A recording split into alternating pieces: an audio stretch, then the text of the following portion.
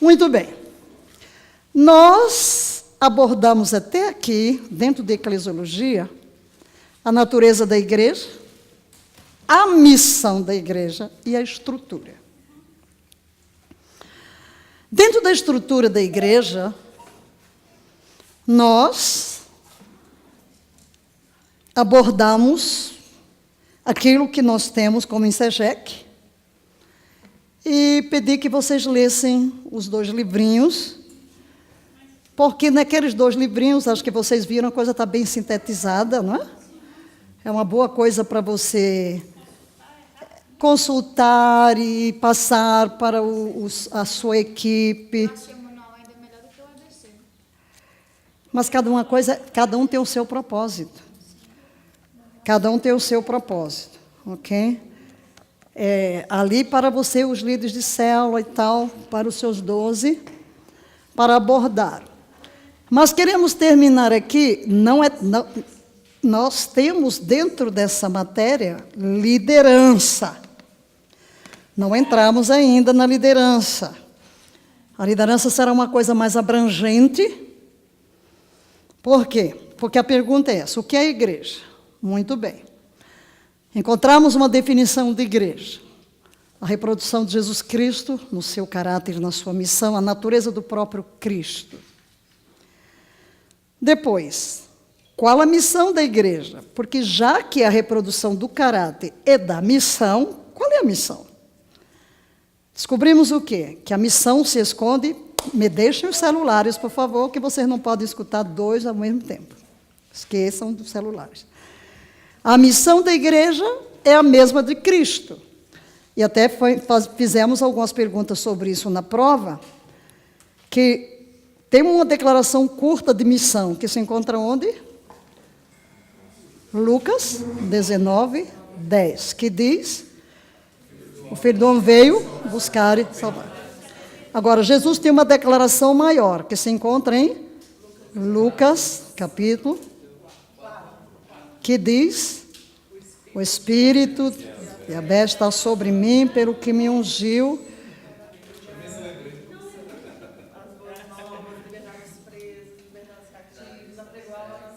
Exatamente, é a declaração mais ampla, onde toda a missão está aí. Ok?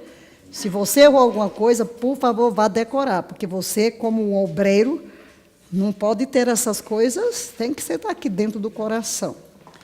Aí surge a pergunta: que estrutura me permite formar o caráter dos discípulos e equipá-los para realizar a missão? Foi aí onde nós entramos, o que é o discipulado, com 7 verbos, e uma estrutura firmada em 4 pilares, no ganhar, consolidar, no treinar e no enviar. Ok? Aí surge mais uma pergunta: que tipo de liderança? Que tipo de líder qualificado para estar à frente de uma organização? Para liderar essa estrutura, que forme o caráter e equipe os discípulos para a missão. É aí onde precisamos entender algo, queridos. O desenvolvimento contínuo do líder. Devia já estar aí.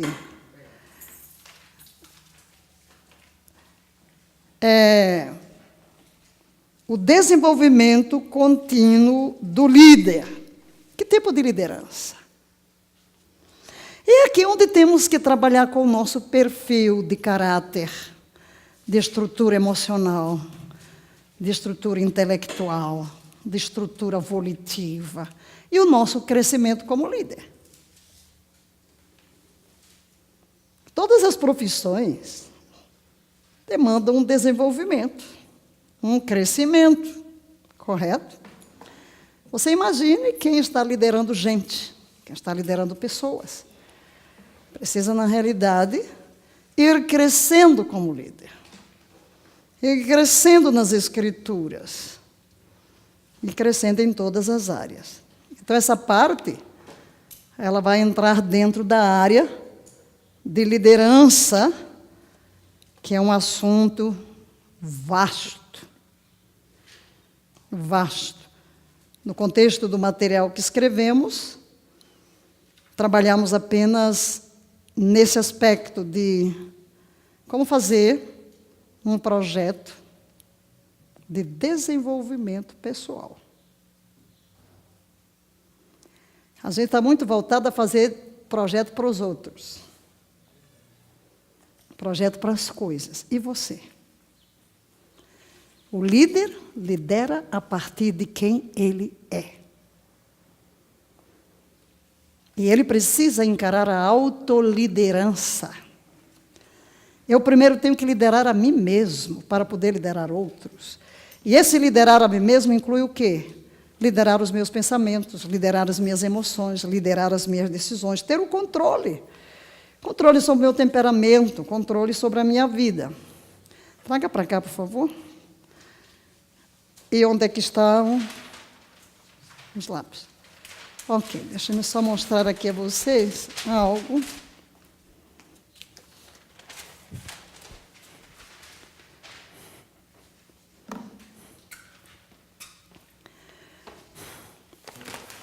Em nossa vida, não vamos dar a aula, eu só estou dando um panorama da matéria, ok? Em inglês, existem 4 verbozinhos. To live, to learn, to love, tudo com V. And to leave a legacy. Ok.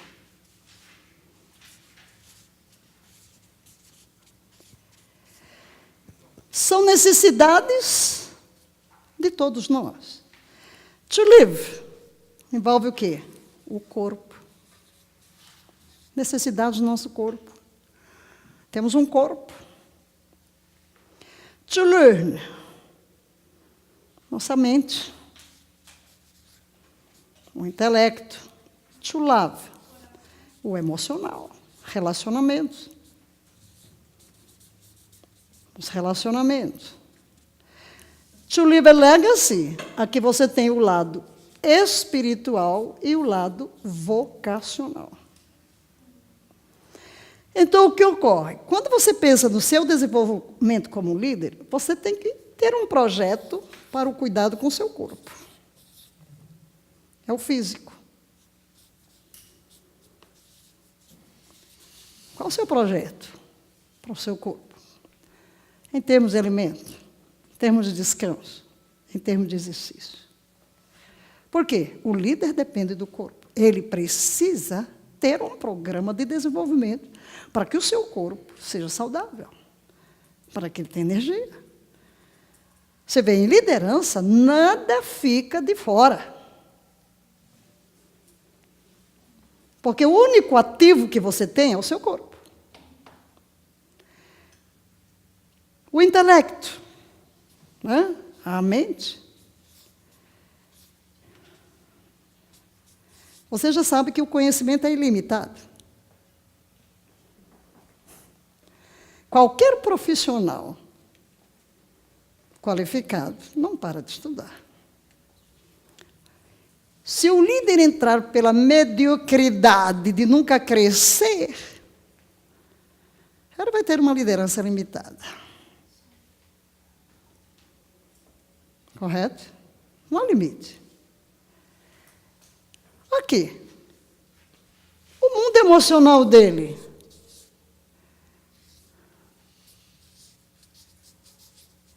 Como ele se relaciona com as pessoas? Como ele lida com problemas? Que sentimentos ele alimenta? Como ele enfrenta as pressões da vida? Como ele enfrenta a crítica? Não há líder que não seja criticado. Como ele enfrenta a pressão? Estávamos falando lá em Belo Horizonte, né, porque o assunto tinha a ver com o quê? Segredos do coração. E uma coisa que nós batemos foi, não culpe o ministério por nada. Ah, estou desanimado com o ministério. Desanimado com o ministério? Você foi chamado por quem? Nunca culpe alguém pelo seu desânimo. O culpado é você. Por quê? Como você, onde encontra você a base de um chamado? Em circunstâncias, em pessoas ou em Deus? Se o meu chamado é divino, não importa o que ocorre à minha volta, não importa a liderança que eu tenho, é nele que eu encontro a minha motivação. Então, esse lado, como eu me desenvolvo emocionalmente? Porque o grande problema de pessoas desistirem tudo está aqui. Por quê? Porque são, na maior parte, religiosas. O que é o religioso? O que aceita uma verdade na mente, mas nunca leva ao nível da experiência. Quantas vezes eu digo para vocês, tu tens o que tu dizes? Você repete o que eu digo, mas você começa, abre a boca ou escreve coisas negativas, até a seu próprio respeito. Eu ensino para vocês, não verbalize o que você não quer manifestar, mas você abre a boca e ainda escreve o que não deve. Isso é ser religioso.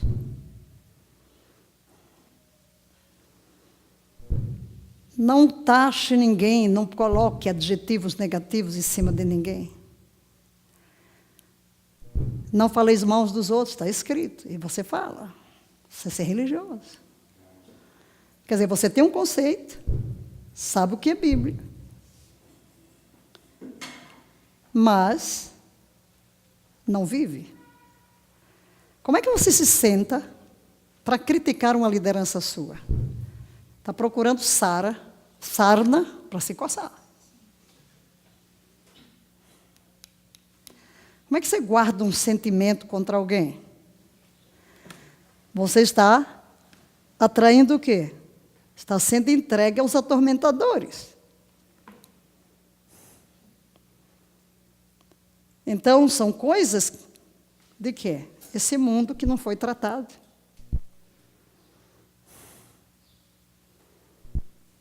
Está vendo? Aí você chega no legacy, o mundo espiritual, que no nosso caso, né, todo mundo tem espírito. Eu tenho uma médica, estive ontem com ela, e foi um choque ela falar assim, estou com câncer. Um câncer de intervalo. Eu nem sabia que era isso. Quer dizer, acho que é um intervalo, acho que é algo que surge entre... Vamos dizer, você faz uma mamografia, não tem nada. 4 meses depois, você detecta um tumor de 2 centímetros. E um tumor que cresce, que duplica a cada 2 dias.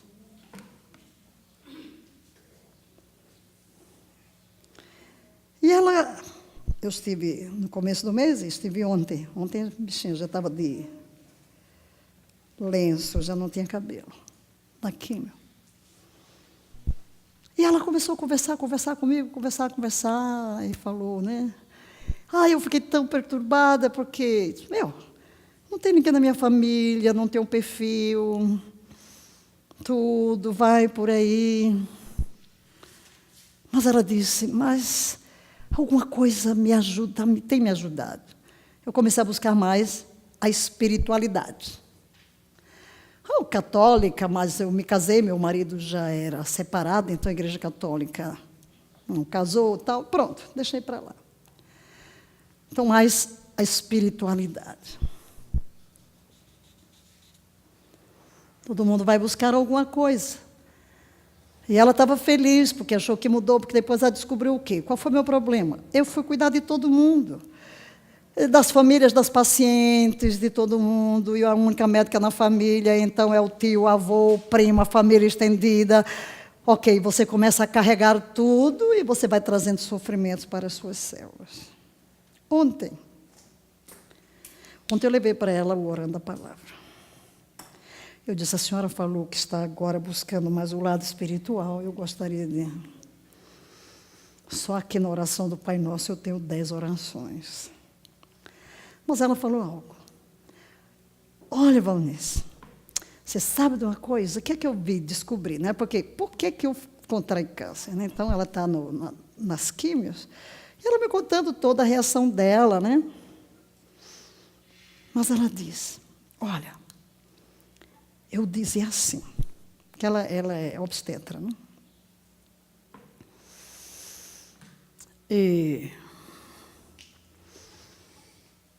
Mas ela se especializou nessa área de modulação hormonal bioidêntica, né? Então, é a minha médica da modulação hormonal bioidêntica.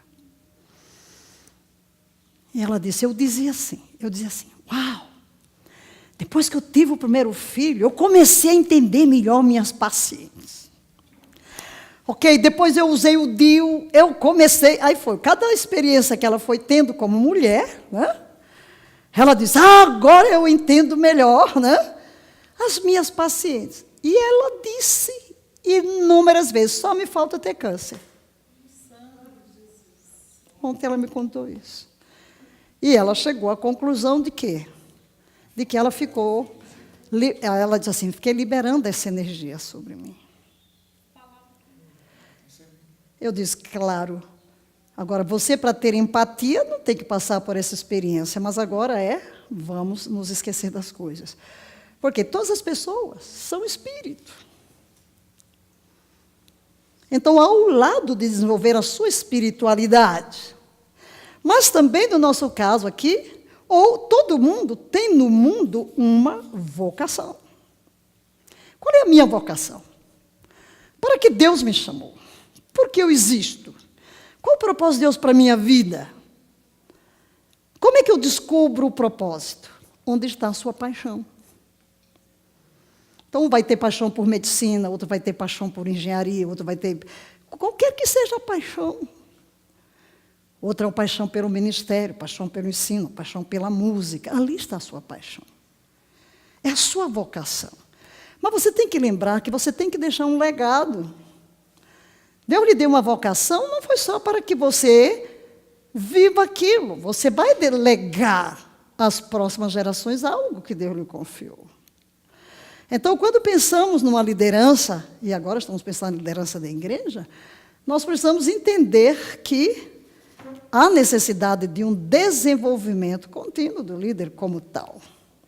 Crescimento.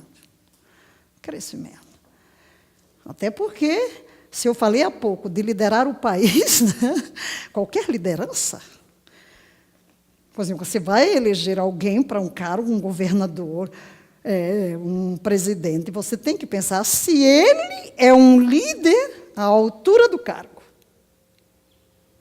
Correto?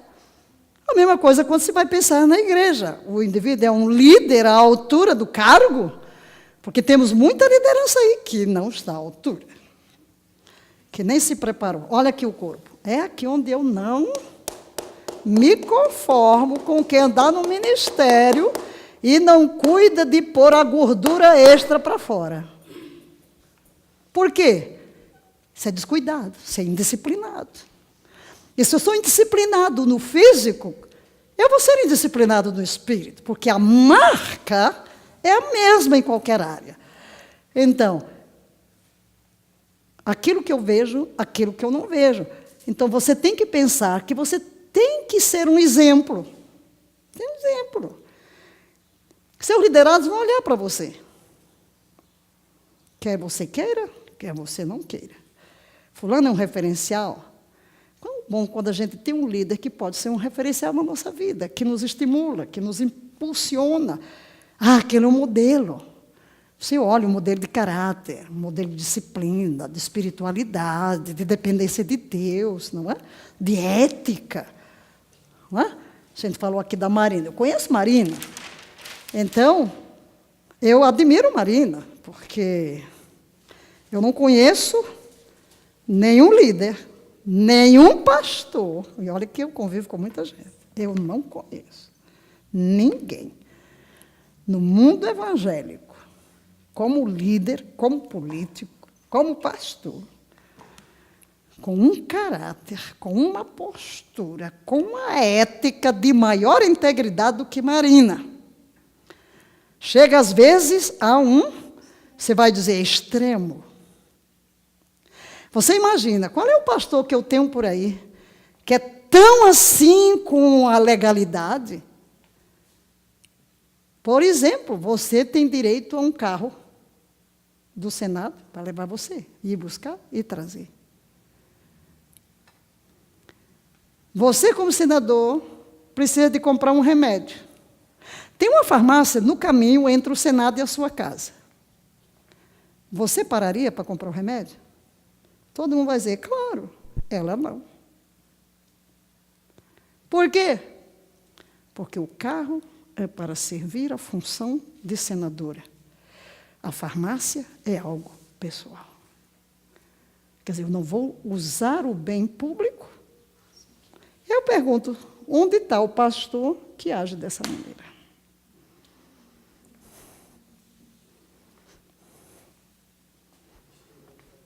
Não é?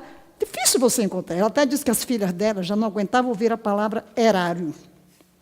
Porque morava há muito vasto sabe mal o que é o erário, aquilo que pertence ao Estado. Porque morava num apartamento funcional. Então, as meninas chegaram pequenas, então, cuidado, isso pertence ao erário.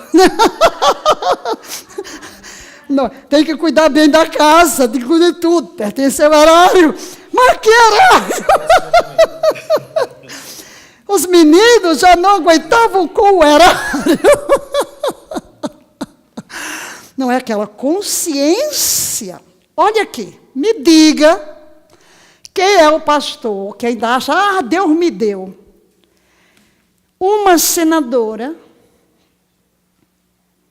que rejeita a aposentadoria de senador porque não concorda que alguém fique 8 anos no Senado e fique com aposentadoria quando o povo tem que trabalhar 30 anos. Você conhece alguém? Você conhece alguém desse perfil? Olha lá, o pastor chega lá, Deus me deu uma aposentadoria. Quer dizer, aqui está uma pessoa que vive por uma ética, por uma moral, por valores.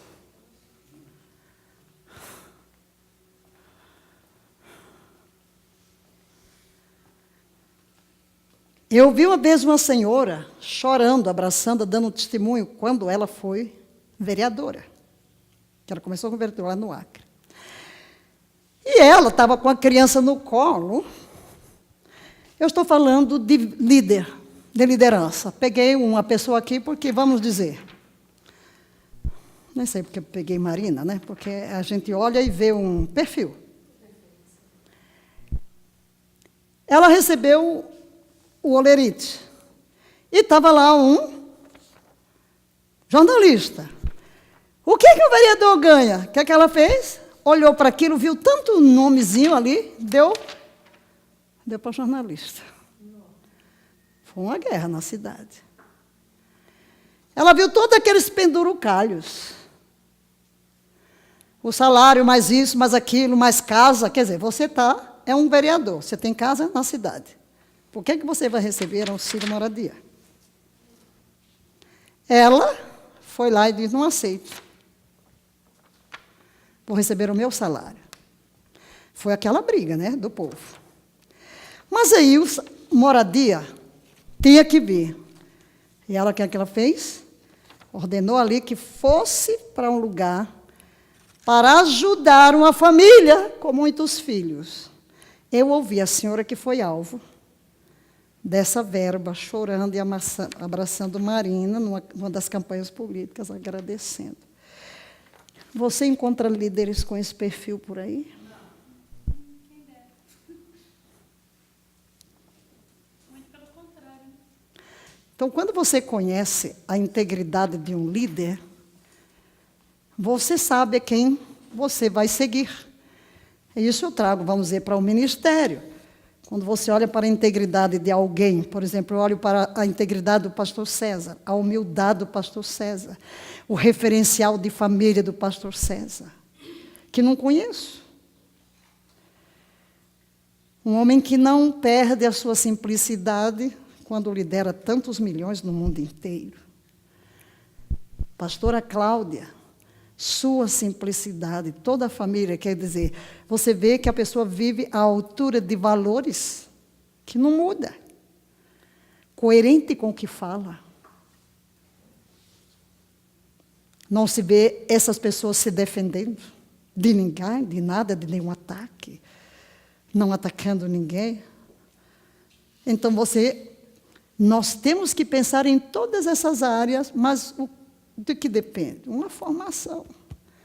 Só que antigamente a gente recebia essa formação já em casa, né? A gente recebia a formação em casa. Não é verdade? Mas hoje você precisa formar o povo. Não é? Olha, o professor Magno aqui falando de uma oportunidade que tem de criar aqui uma matéria onde ele vai lidar com valores para as crianças na escola. Por quê? Porque a direção está preocupada, porque se mudar essas crianças de 7, de 8 anos com valores, vai mudar a escola. Quando você vai levar os valores para a família, vai mudar a escola, porque é o que está faltando, correto? Então, queridos, isso apenas para mostrar para vocês o escopo da nossa matéria. Que quando pensamos em eclesiologia, nós pensamos em tudo. Desde a natureza, passando pela missão, a estrutura e o tipo de líder, que é o que chamaremos a liderança servidora. O líder servo. Não vem para ser servido. O líder que não acha que ele é senhor das pessoas, nem se coloca acima das pessoas, né? Ele não olha para o ministério como se fosse um status, mas um lugar de serviço. Amém? Agora, chegando ao fim do que nós falamos, queremos apenas acrescentar algo sobre as células e a celebração, que as células são elementos básicos para todas as formas de vida. Segundo, leia, por favor. É o elemento básico da vida da igreja. Terceiro, o ajuntamento em massa de todos os membros das células da igreja, a fim de que demonstrar sua vida conjunta em adoração a Deus. Qual é a vantagem de uma estrutura com grupos pequenos? Existem as igrejas de programa, como já vimos aqui, mas vamos ver qual a vantagem de ter grupos pequenos, sejam chamados células, grupos caseiros, grupos de comunhão, qualquer que seja. A primeira vantagem é que é flexível. A célula é flexível. Terceiro, porque ela é móvel. Ela se move nas casas. Terceiro, ela é inclusiva. Todos podem participar. Quinto, ela é pessoal. E ela pode crescer ao se multiplicar. Olha que vantagem. É uma estrutura pequenina, que é flexível, ela é móvel, inclusive, ela é pessoal, ela cresce, ela se multiplica. Próximo, leia, por favor. Ela pode se tornar um meio eficiente de evangelismo, que para nós é o foco central. Agora, notem bem, vocês vão começar a dar um relatório semanal do seu trabalho na célula. Seu projeto para a célula, porque essa é a parte do trabalho complementar de estágio durante todo o curso. Durante todo o curso. Quando começarmos o CTB, A pessoa teria que ter uma congregação com 50 pessoas. No nosso caso aqui, vamos acompanhar o desenvolvimento das células e depois a multiplicação, porque você precisa aplicar na prática aquilo que estamos estudando. Todo mundo aqui tem que ser um líder de célula. Essa é uma primeira exigência para você estar no seminário. E o trabalho da célula, no meu caso lá no seminário, a gente trabalhava nas igrejas locais e onde fazíamos os projetos para cada semana. Tudo isso a gente vai fazer aqui, mas o nosso foco será a partir de um grupo pequeno, que é a célula. Porque a partir da célula você pode se desenvolver. E aí vamos acompanhar cada aluno, onde está a paixão, onde está a habilidade de... Porque se você quer ser um pastor, você vai cuidar de quê? De gente. A primeira coisa para você cuidar de alguém é ganhar alguém. Então, levá-lo por todo um processo de discipulado, da formação. Essa é a parte prática do ministério. Ela requer um mínimo de liderança profissional. Qualquer pessoa pode dirigir uma célula. Porque ali ela não vai transmitir ensinos complexos. Ela vai transmitir a fé em Jesus Cristo. E ela vai falar mais pela experiência que ela tem. Ela vai influenciar mais pela paixão, pelo zelo que ela tem. Quantos de nós aqui fomos ganhos por um testemunho pessoal? Não é? Alguém chegou, falou de Jesus e a gente abraçou a fé. Ela é adaptável à igreja institucional. Qualquer igreja, mesmo históricas, e hoje, né? Até a Igreja Católica usa. Por quê? Tudo, como já vimos um pensamento aqui, qualquer coisa, para ter profundidade, é uma célula. Seja a nível empresarial, eles usam isso na máfia, eles usam em tudo. Por quê? Porque é a forma humana de se alcançar, de se multiplicar. Você vai ver isso dentro de várias empresas, né? Vai multiplicando. Você vai ver aí o MMI, o que é isso? Vai multiplicando, tudo vai multiplicando. As células aí do Bin Laden, do terrorismo, o que é isso? São células. São células para o mal. Por quê? Ninguém criou nada, querido, só usa como é que o ser humano funciona. Nós vamos usar exatamente para propagar o Evangelho, porque esse foi o modelo, como vimos aqui, que Deus estabeleceu desde o Antigo Testamento, desde o Éden, e chegando em todo o Novo Testamento. Olhando para o ministério de Jesus, ok? Olhando para o ministério de Jesus, acho que eu incluí essas notas para vocês, não foi? Incluímos aí. Ok. Nós vemos aqui uma progressão no ministério de Jesus. João e André. Aqui estão os primeiros. Jesus chama João e André em seu ministério. Aí depois você tem os 3 mais próximos de Jesus. Depois você tem os 12, depois você tem os 70, depois você tem a multidão. Correto? Então existe uma progressão. Tudo começa pequeno. Por isso a gente tem oração de 3. Basta você arranjar mais 2. Né? E ali já começa um trabalho. Tudo que é grande um dia foi pequeno. E Jesus começa aqui. Até alcançar a multidão. Após a ressurreição, o que é que nós vemos? Quantos sobraram? 120. Quantos viram a Jesus? Mais de 500 irmãos. Agora, por que só 120 estão no cenáculo?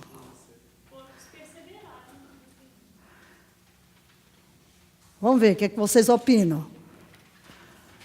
Porque só 120 permaneceram ali até receber o Espírito Santo. Porque Jesus disse, ficai em Jerusalém, até que do alto sejais revestidos de poder. Hã? Aqui em Vamos Selecionar, despreza os outros. Vamos ver. Gente, para e pensa. Mas porque não é Vínculo de amizade? Porque as pessoas se moravam. Pronto, chegou aqui. Essa gente era de onde? Da Galileia. Então, elas se moravam em Jerusalém. E eles vieram a Jerusalém para quê? Para a festa da Páscoa. Porque eles tinham que subir a Jerusalém 3 vezes por ano. Entendeu? Agora aqui, quando é que o Espírito Santo desce? 50 dias depois da Páscoa. Quando eles saíram de casa, deixaram os cabritos, deixaram as roças, deixaram as casas. Entenderam? E então, claro que um grupo ficou em Jerusalém. Até porque 40 dias depois da Páscoa é que Jesus teve esse encontro.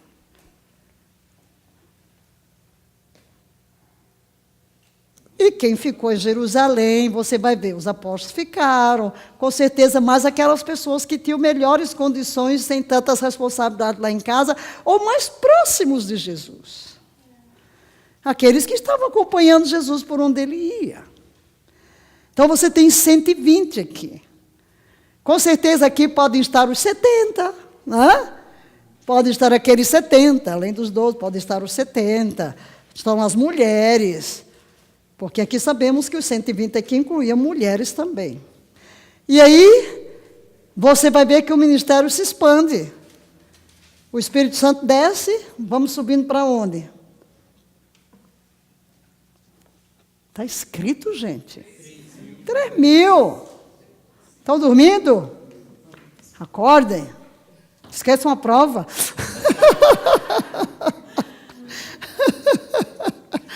Vou concentrar agora. 3.000. Daqui a pouco, a Bíblia fala de 5.000. Aí para, tá? Aí parou de contar nos 5.000. Por quê? Até 5.000. Porque aí foi falando de quê?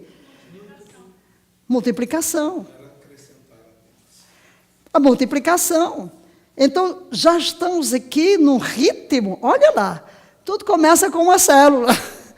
Mas há um ritmo de multiplicação. Depois vamos ver o quê? Cidades inteiras.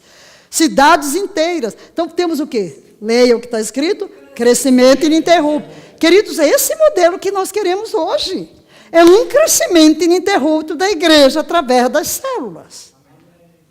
Esse é o modelo. Crescimento ininterrupto. Agora, quais os princípios utilizados por Jesus com os seus 12? Porque tudo está firmado em quê? Nos 12. Jesus confia aos seus 12 o ministério. Ele regressa, mas transfere para eles a missão. Já vimos lá em João 20. Ele transfere a vida só para o Espírito e transfere a missão, como o Pai me enviou. Quais os princípios que Jesus utilizou com seus 12? Primeiro, ele fez seguidores. Diga ao seu vizinho, é por onde você tem que começar. Você tem que formar seguidores. Quem é um líder? Quem é um líder? Quem tem seguidores. Então, se você não tem seguidor, você não é líder. Tem gente que diz, eu lidero uma célula, não estou liderando mais. Líder, você não é líder. Se ninguém lhe segue, você não é líder. O líder é o que faz seguidores. É aquele que vai à frente e tem gente atrás dele. Amém? Fazer seguidores, foi o que Jesus fez. Jesus fez seguidores. Agora veja, não é a multidão, porque você pode pregar para a multidão e não fazer seguidores. Do meio da multidão, Jesus selecionou. Segundo, leia, seguiu a liderança do Pai na escolha dos 12. Ele já tem um mundo de gente seguindo. Mas ele precisava de uma equipe. O que ele fez? Passou a noite no monte, orando. É aqui onde vamos encontrar as pessoas. É no monte da oração. É aqui onde vamos encontrar a nossa equipe. É orando.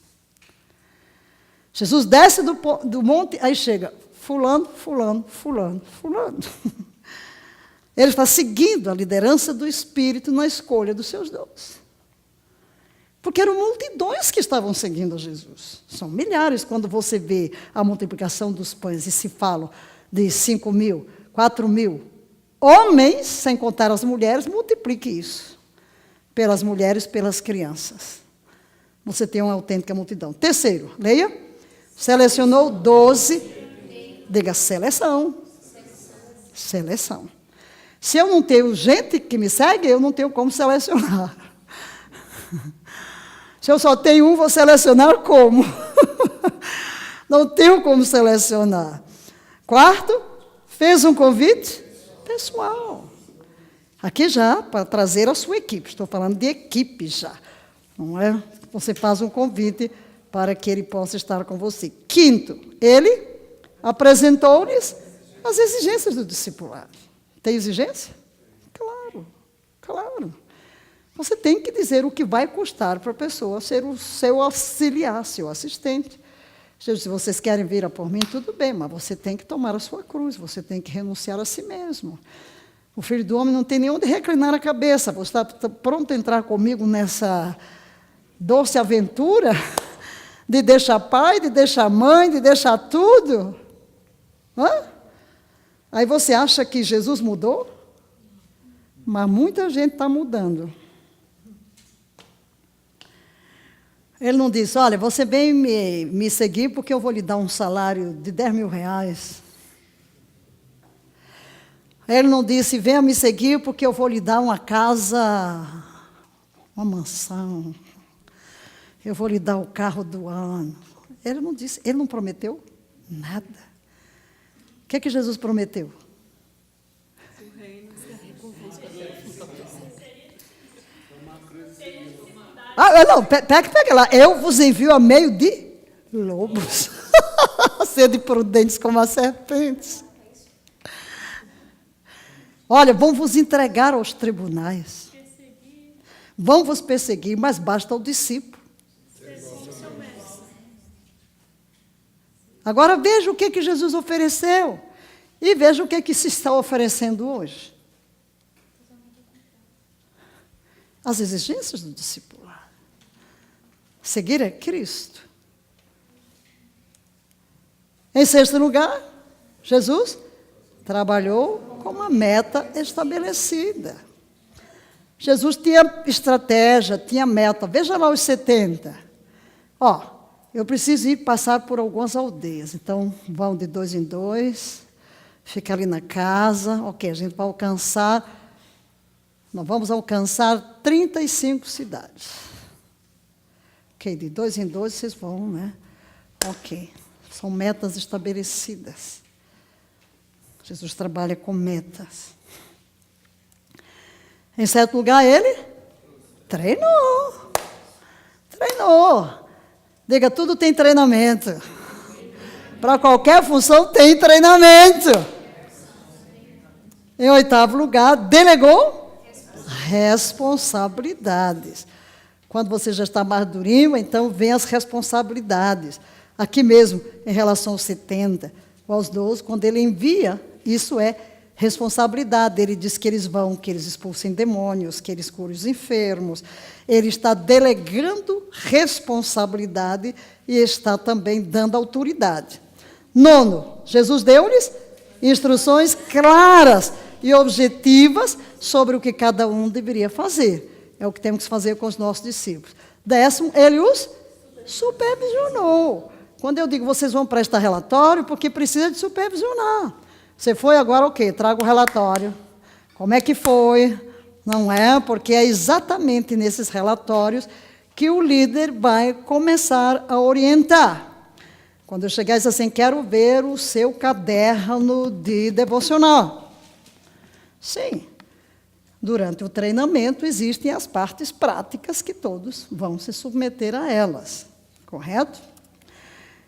11º, ele fez correções nas áreas que mostravam necessidades de ajustes. Por isso que você verifica Jesus ensinando, corrigindo pensamentos, corrigindo palavras, porque são áreas que precisam ser absolvidas. Por exemplo, quando esses chegaram, Senhor, até os demônios se sujeitam a nós. Quer dizer, estão todos cheios de si. Ah, Jesus, calma. Fiquem felizes, não por isso, mas porque os seus nomes estão escritos no livro da vida. A coisa mais importante é garantir o céu, tá bom?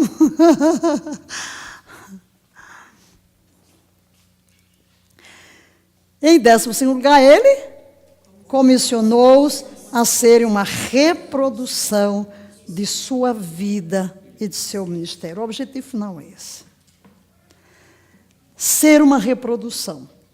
Ser, de fato, um sucessor. Então, quais os princípios para a escolha dos seus 12? Primeiro, olhando para Jesus, vamos trazer para nós. Primeiro, faça seguidores. Segundo, dependa do Espírito Santo. Terceiro, faça uma seleção. Quarto, faça um convite pessoal. Quinto, tenha metas. Sexto, compromisso da parte deles, são as exigências. Sétimo, um treinamento. Oitavo, delegação. Nono, instruções claras. 10º, supervisão. 11, reorientação. E 12, envio. Muito bom para uma prova. Os 12 passos para a escolha dos seus 12.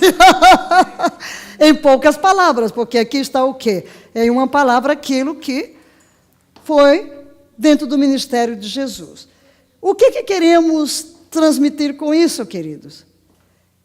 Que nós vamos seguir nos passos de Jesus em tudo. Que a metodologia de Jesus é a nossa. Que a reprodução de Jesus é o que temos que trazer para nós e para as pessoas. Nós somos o quê? Lembre-se, Jesus é a fonte.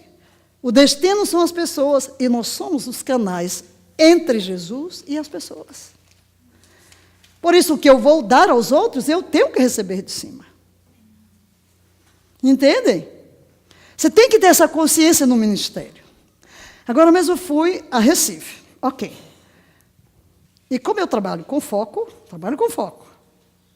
Porque se você não trabalhar com foco, você não termina nada.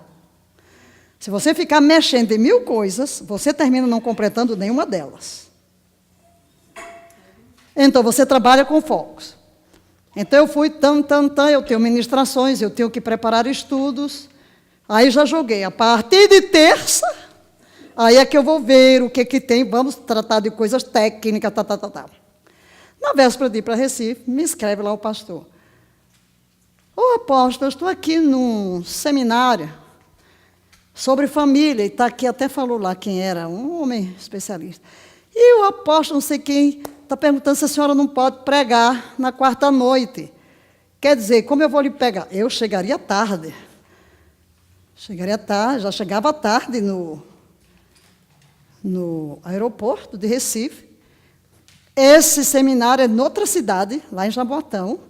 Aí já me pergunta na véspera, para eu pregar sobre família, lá à noite.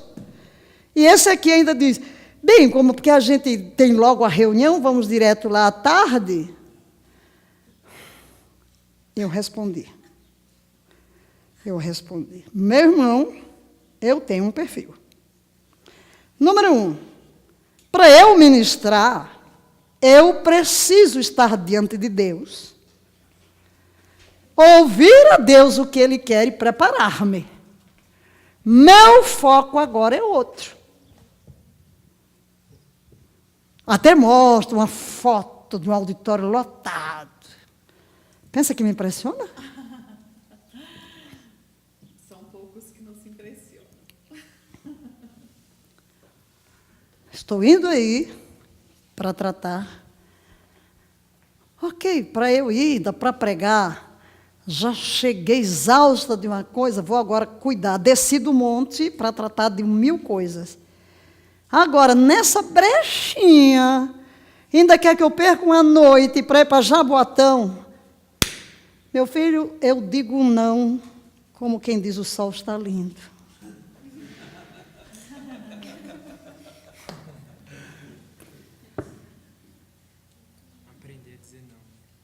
tem que aprender a dizer. Eu tive que aprender.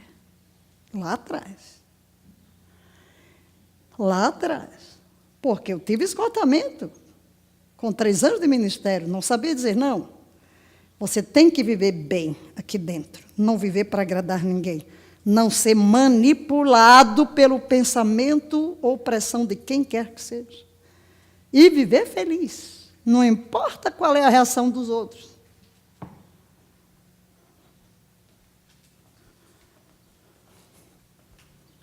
Aqui, tudo é aqui. Você tem que ter uma estrutura aqui dentro.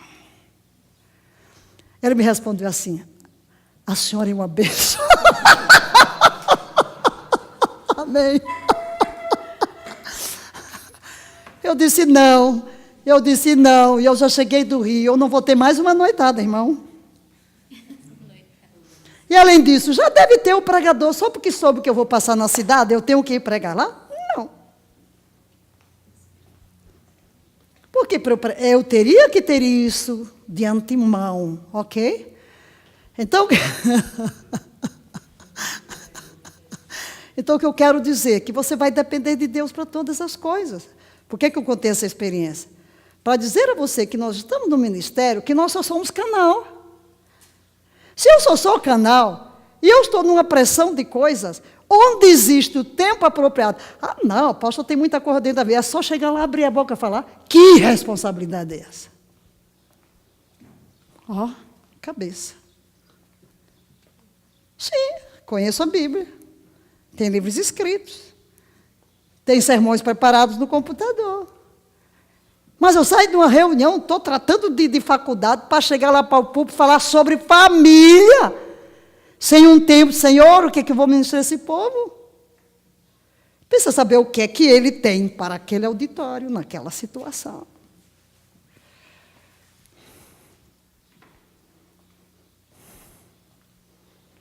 Entenderam? Por quê? Porque nós não somos os donos da festa.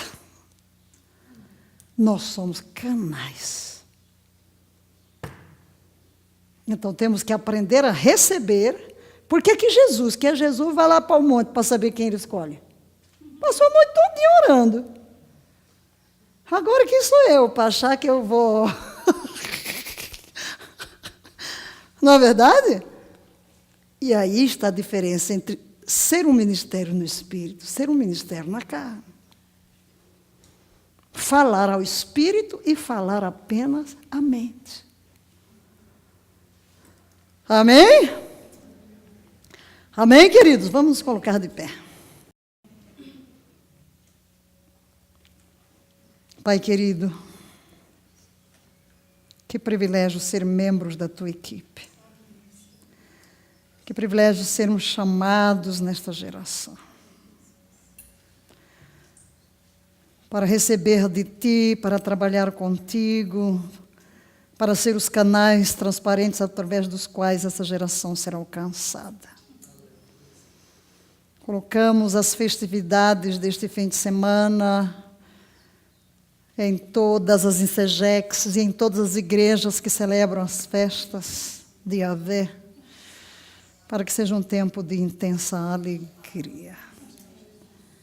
Que tu possas trazer o gozo da redenção, de viver na tua presença, e esse contato contigo desperte esse gozo. Daremos a ti toda a glória em nome de Jesus. Ontem eu vi, é sábado, ontem eu vi um videozinho